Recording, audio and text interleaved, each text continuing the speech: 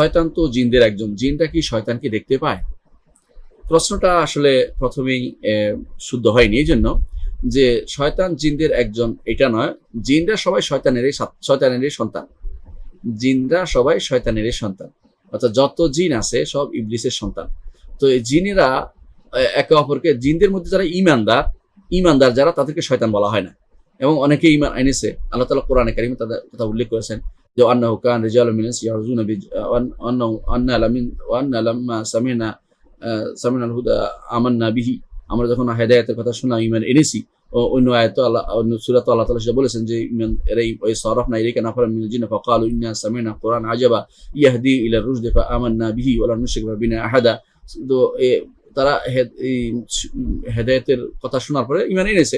যারা ঈমান আনছে তাদেরকে শয়তান বলা হবে না, এরা জিন। জিন অর্থই হচ্ছে গোপন থাকে যারা, তাদেরকে দেখা যায় না। আল্লাহ বলেছেন ইন্নাহুম ইয়ারাউনাহু ওয়া কাবিলুম মিন হাইসু লা তারাউনাহুম। তারা তোমাদেরকে দেখতে পায়, তোমরা তাদেরকে দেখতে পাও না। এটা হচ্ছে নিয়ম জিনরা। তো জিনরা সবাই হচ্ছে শয়তানের সন্তান, এটা হচ্ছে বিশুদ্ধ মত। এই শয়তানের সন্তান যারা ইসলাম গ্রহণ করে, ঈমান আনে, তাদেরকে আর শয়তান বলা হয় না। কিন্তু অন্য যারা আছে ইসলাম গ্রহণ করো, তারা সবাই শয়তান, এবং তাদের সংখ্যায় সবচেয়ে বেশি। এদের একে অপরকে দেখতে পায় কিনা? হ্যাঁ, তারা একে অপরকে দেখতে পায়, এবং তারা একে অপরকে তাড়াতেও পারে। আপনারা জানেন যে অনেক সময় আলেমরা বলে যে তুমি ভালো নেক জিন, তাদেরকে বলে যে তুমি ওকে তাড়িয়ে দাও, তারা তাড়ানোর ব্যবস্থাও করে। যদিও এটা ঠিক নয় এইভাবে তাদেরকে ব্যবহার করা জিনদেরকে, কারণ হতে পারে একসময় তাদের মধ্যে অহংকার চলে আসবে এবং তারা সেজদা দাবি করে বসতে পারে। এই জন্য অনেকেই দেখা যায় জিনদের যারা বশ করে, তারা অনেকেই শিরিক করে তাদেরকে বশ করে থাকে। এরপর ন্যাক জিন দিয়ে কেউ কি ভালো কাজ করতে পারবে? যদি কোনো প্রমাণিত হয় যে নেককার, সে সালাত দিনদার, এবং তারা দিয়ে কোনো ভালো কাজ করাতে পারে, তাহলে ইসলামের শরীয়তে এটাকে নিষিদ্ধের মধ্যে পড়ে না। কিন্তু এটা প্রমাণ করবে কে ভালো মন্দ, এই জন্য এইদিকে মানুষকে উৎসাহ দেওয়া বা তাদেরকে সেদিকে যাওয়ার জন্য কোনোভাবেই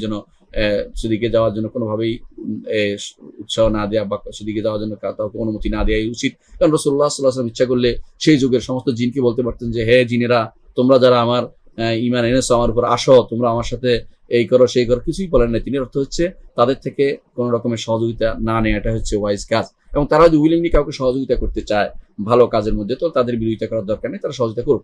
তারা যদি কোনো আপনাকে বলে যে আমি আপনার ব্যাপারে কোনো ওষুধ নিয়ে আসবো বা কিছু এটা নিয়ে আসবো, এবং ভালো হয়, পুকুরি কিছু না হয়, তাহলে আপনি সেটা ব্যবহার করতে পারবেন, এবং সেটাতে কোনো নিষেধের ভিতরে পড়ে না। কিন্তু এটা তাদের প্রতি কোনো রকমের নিজেকে তাদের উপর ভরসা করানো বা তাদের প্রতি নির্ভর করা, এগুলোটাই হলো শিরকি ব্যাপার, এটা যেন না হয়। এই জন্য তাদের দিকে কোনদিন ভুলো তাকাবেন না ফিরে।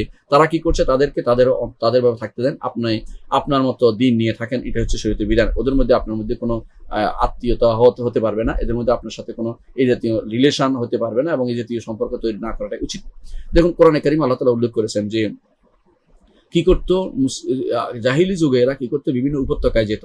যাওয়ার পরে সেখানে ভয়ে তারা বলতো যে আউযু বিসাইয়্যিদি হাযাল ওয়াদি মিন সুফাহিম, এই উপত্যকার বড় যে নেতা আছে, সেই জিনের আশ্রয়ে আসি আমি, ছোটরা যেন আমার ডিস্টার্ব না করে।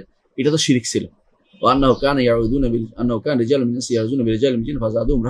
এটার কারণে ছোটরা আরো খেপে যাইতো যে তাহলে তো আমাদের ভয় পায়।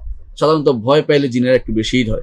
যারা সাহসী তাদের সামনে জিনেরা কখনো আসে না, এবং তারা মনে করে যে আমাদের চেয়ে এরা বেশি শক্তিশালী, তারা কোনো ক্ষতি করতে পারে না। ভয় পেলেই ক্ষতিটা একটু বেশি করে তারা, কারণ তারা মনে করে যে এখন আমরা আরো কিছু করতে পারি। নিজেরা আস্তে আস্তে ফুলে ফুলে মোটা হয়ে যায় এবং ধীরে ধীরে শিরিক করে বসে। এই জন্য জিনদের দিয়ে কোনো উপকার